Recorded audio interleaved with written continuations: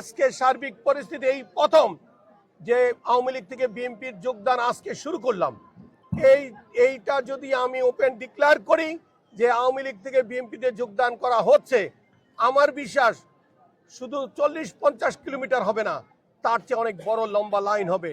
এদের কারণ ছিল যে সরকার আগে রাষ্ট্র পরিচালনা করেছে, টুটি ধরে ভয় প্রদর্শন করে রাষ্ট্র পরিচালনা করেছে, যেখানে গণতন্ত্র অনুপস্থিত ছিল, যেখানে মানুষের বাক স্বাধীনতা কেড়ে নিয়েছিল, যেখানে মানুষ কথা বলতে পারে নাই, মানুষ আইনের শাসন নষ্ট হয়ে গিয়েছিল, আইনের শাসন ছিল না, যাকে মনে চেয়েছে তাকেই জেলে ভরেছে, বিনা অপরাধে বিনা মামলায় জেলে দিয়েছে।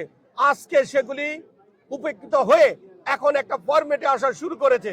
আমি বিশ্বাস করি এদেশের 22 কোটি মানুষকে যদি জিজ্ঞেস করা হয় আপনারা কি করতে চান, বলবে আমরা স্বাধীন বাংলাদেশে গণতান্ত্রিক পদ্ধতিতে একটা রাষ্ট্র ব্যবস্থা চাই, যেখানে স্বাধীনভাবে আমরা কথা বলতে পারবো, স্বাধীনভাবে চলতে পারবো, আইনের শাসন বাস্তবায়ন হবে। এই নিশ্চয়তা চাইলে বাংলাদেশের 22 কোটি মানুষ বিএনপির পতাকা তলে আবদ্ধ হবে, আমি বিশ্বাস করি।